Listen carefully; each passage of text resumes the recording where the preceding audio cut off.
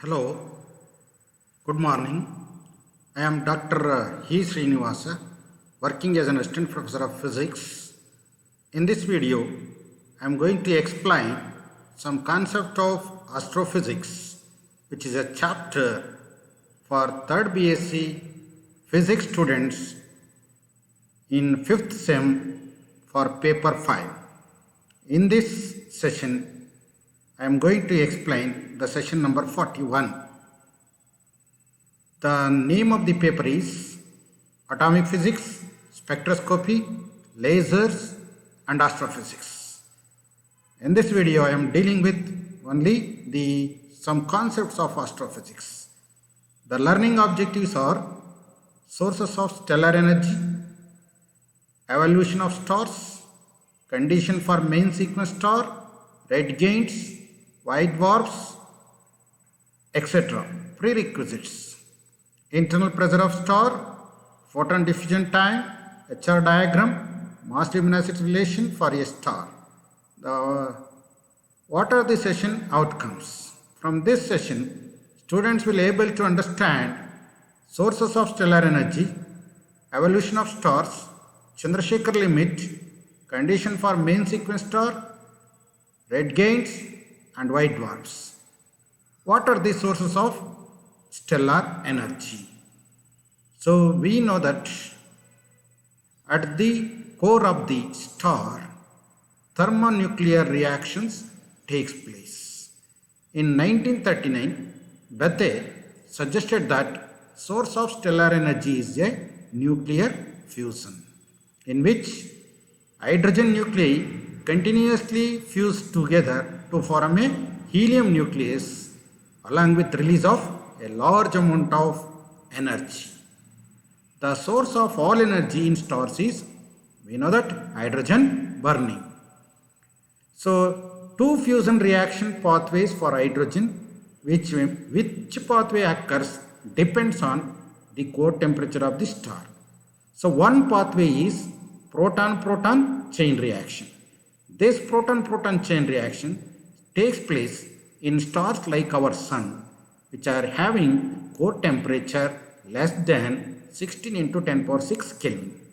And the second one is the carbon-nitrogen-oxygen, that is CNO cycle. This cycle takes place in a star having hotter core temperatures, that is core temperature greater than 16 into 10 power 6 Kelvin. Proton-proton chain reaction takes place in a stars like our Sun having temperature less than 16 into 10 power 6 Kelvin, whereas carbon-nitrogen-oxygen cycle takes place at the stars having core temperature greater than 16 into 10 power 6 Kelvin. First one, the proton-proton chain reaction. The proton-proton chain consists of 3 steps.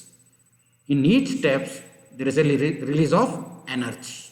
First step, 2 hydrogen nuclei combine to form a deuterium nuclei, and along with a release of a positron and a neutrino, and 1.19 MeV energy is released in this step.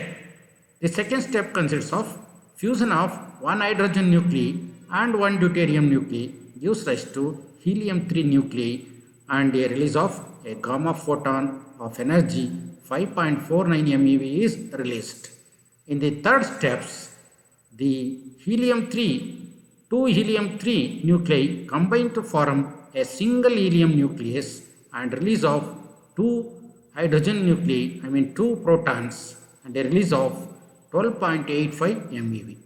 The overall reactions can be written as 4 hydrogen nuclei combine to form a single helium nucleus, that is 2He4, and 2 positrons and 2 neutrinos, and a large amount of energy of about 20 MeV energy is released in the proton-proton chain reaction.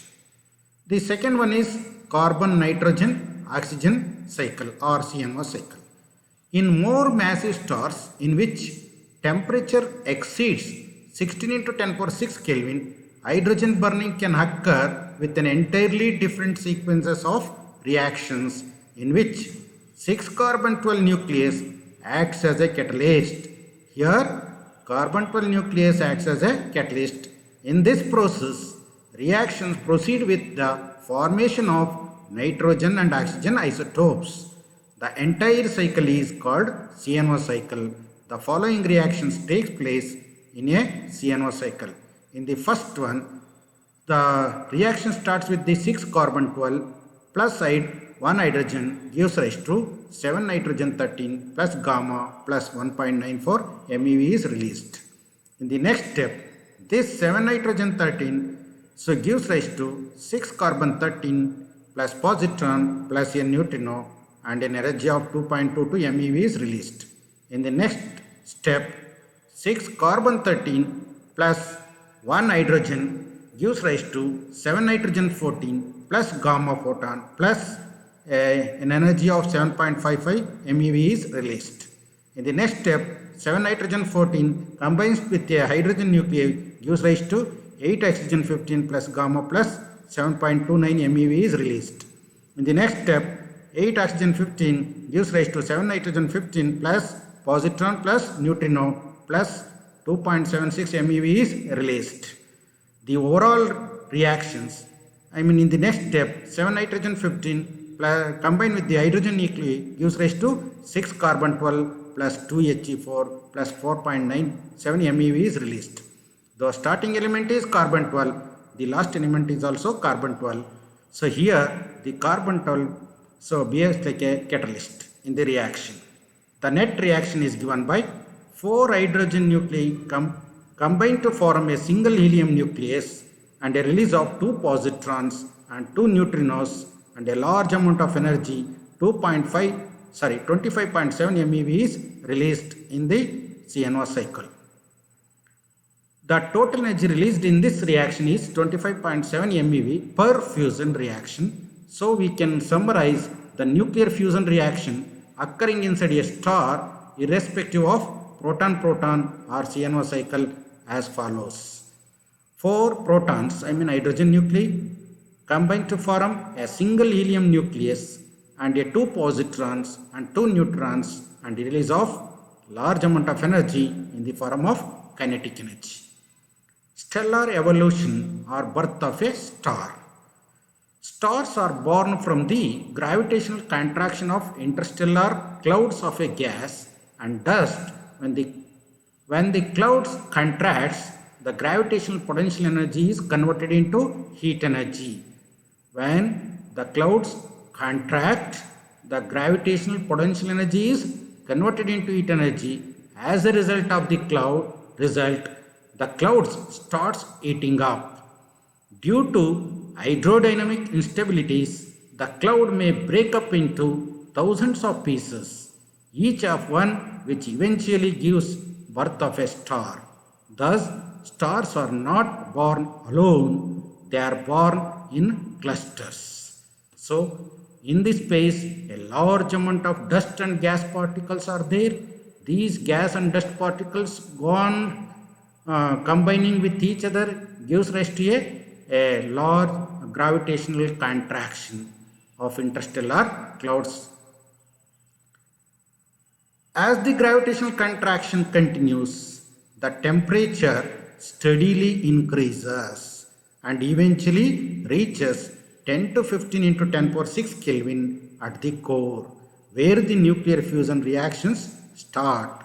The radiant energy produced in the fusion process exerts an outward radiation pressure.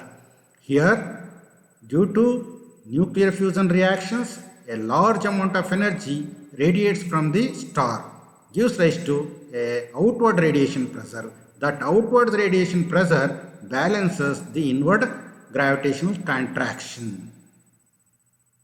Outward radiation pressure balances the inward gravitational pressure. The star achieves dynamic equilibrium and this signals the birth of a star. A cloud will take a few millions of years to reach this stage. The positions of the star in the HR diagram appears in the main sequence bar. So this slide shows how the inward gravitational pressure, contraction, is balanced by the outward radiation pressure. Here, this indicates the inward gravitational contraction. This inward gravitational contraction is balanced by the outward radiation pressure, which is released due to the nuclear fusion reaction. Greater gravity compresses the gas, making it denser and hotter, so the outward pressure increases. Life of a main sequence star. A star will spend 90% of its lifetime in the main sequence stage, burning hydrogen at its core, producing helium. In all main sequence stars, the energy released is due to burning of hydrogen and combining helium nucleus. The energy released during fusion process is responsible for the luminosity of a star. The energy released during fusion process is responsible for the luminosity of a star. Outward radiation pressure also balances the inward gravitational pressure and gives stability to the star. So, for stability of the star, the outward radiation pressure should balance the inward gravitational pressure. The life of a star in the main sequence stage depends on its mass. If the mass is more, the gravitational pressure is more. To counter this higher pressure, the star has to burn its fuel at a faster rate. Hence, the star will be more luminous and its life will be short. That means, higher massive star lifetime is very, very short or less. Red giant stage.